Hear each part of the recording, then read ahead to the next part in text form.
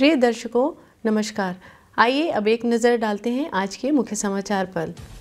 Cell Rourkela इस्पात संयंत्र में परियोजना निष्पादन कौशल को बढ़ाने के लिए मौलिक परियोजना प्रबंधन कार्यशाला शुरू।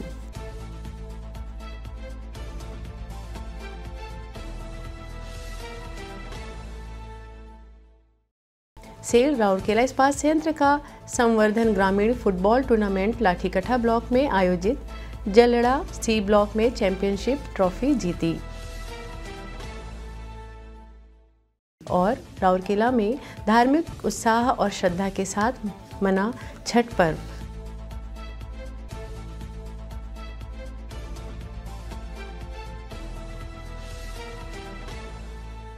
अब समाचार विस्तार से। सेल राउरकेला इस्पात संयंत्र आरएसपी के मानव संसाधन विकास केंद्र में 28 अक्टूबर को मौलिक परियोजना प्रबंधन पर एक कार्यक्रम की शुरुआत हुई।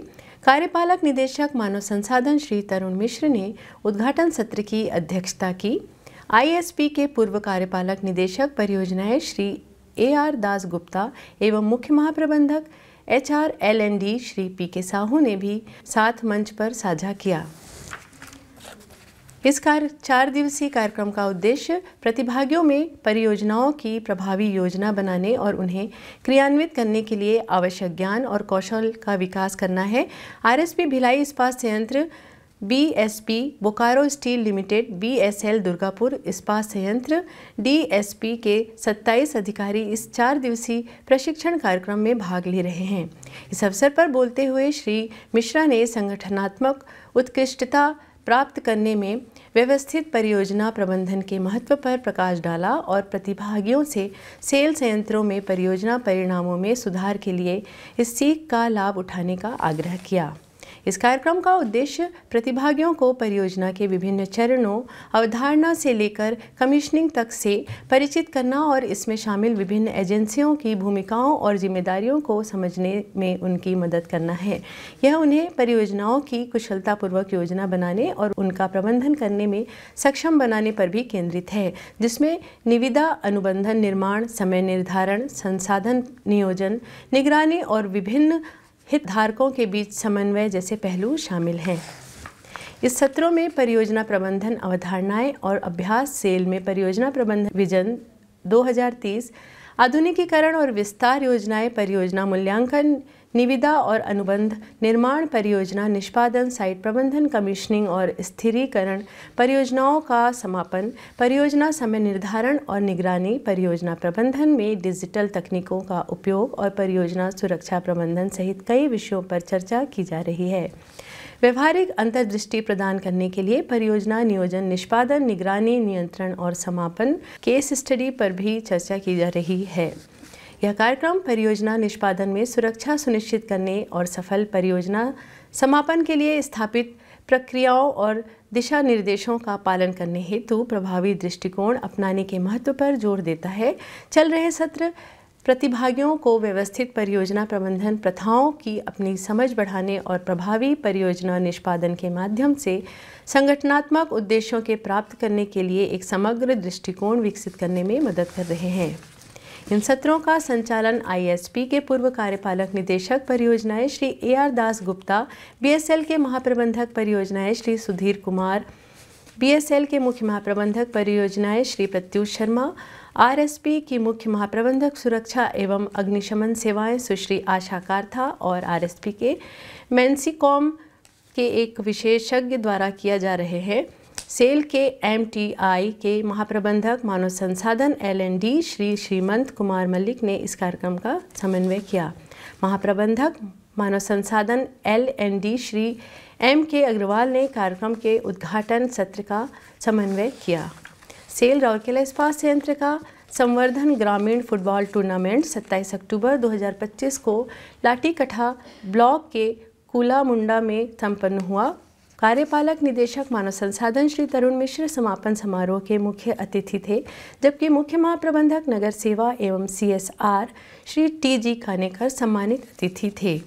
गणमान्यों ने टूर्नामेंट के विजेताओं और उपविजेताओं को पुरस्कार प्रदान किए। इस अवसर पर लाठीकटा पंचायत के सरपंच श्री गोपीनाथ खाल को महाप्रबंधक प्रभारी CSR सुश्री मुनमुन मिश्र, उप महाप्रबंधक CSR श्री RS बाड़ा, उप महाप्रबंधक CSR श्री TB टोप्पो और CSR के अन्य अधिकारी, कर्मचारी, स्थानीय अगुवे और ग्रामीण उपस्थित थे। उल्लेखनीय है कि जलड़ा C ब्लॉक की कब्रिस्तान टीम ने फाइनल मैच में नुआ गांव के अंसारी क्लब के पेनल्टी शूट आउट में 4-3 गोल से हराकर टूर्नामेंट का खिताब जीता। इस अवसर पर बोलते हुए श्री मिश्र ने विजेताओं को बधाई दी और सभी प्रतिभागी टीमों के उत्साह और जोश की सराहना की। उन्होंने क्षेत्र में फुटबॉल के महत्व और ग्रामीण युवाओं में टीम वर्क, अनुशासन और स्वस्थ प्रतिस्पर्धा को बढ़ावा देने में इसकी भूमिका पर प्रकाश डाला। अपने संबोधन में श्री कानेकर ने आसपास के गांव में खेल शिक्षा, स्वास्थ्य और आजीविका को बढ़ावा देने के उद्देश्य से RSP की विविध CSR पहलों के बारे में बताया।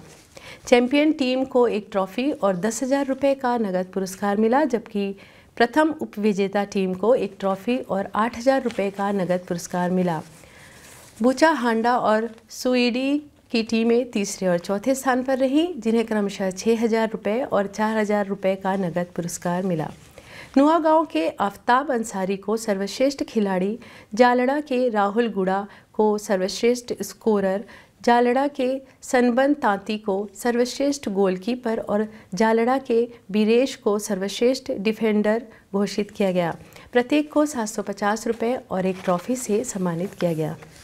यह टूर्नामेंट राउरकेला इस्पात संयंत्र के संरक्षण में मां तारिणी स्वयं सहायता समूह द्वारा आयोजित किया गया था। इस आयोजन को देखने के लिए गांव के आसपास से बड़ी संख्या में फुटबॉल प्रेमी एकत्रित हुए। समापन समारोह और पुरस्कार वितरण समारोह का मंच संचालन अनुभाग अधिकारी CSR श्री B एक्का द्वारा किया गया। कार्यक्रम का समन्वय अनुभाग अधिकारी CSR श्री GR नायक और CSR टीम ने किया। उल्लेखनीय है कि CSR विभाग हर साल RSP के 4 पार्श्वांचल ब्लॉकों में जोनल स्तरीय फुटबॉल टूर्नामेंट का आयोजन करता है। चारों जोनों के चैंपियन और उपविजेता राउरकेला में आयोजित होने वाले फाइनल फुटबॉल मैच में प्रतिस्पर्धा करते हैं। 27 और 28 अक्टूबर राउरकेला के विभिन्न स्थानों पर पारंपरिक धूमधाम और हर्षोल्लास के साथ धार्मिक लोकप्रिय छठ पर्व मनाया गया।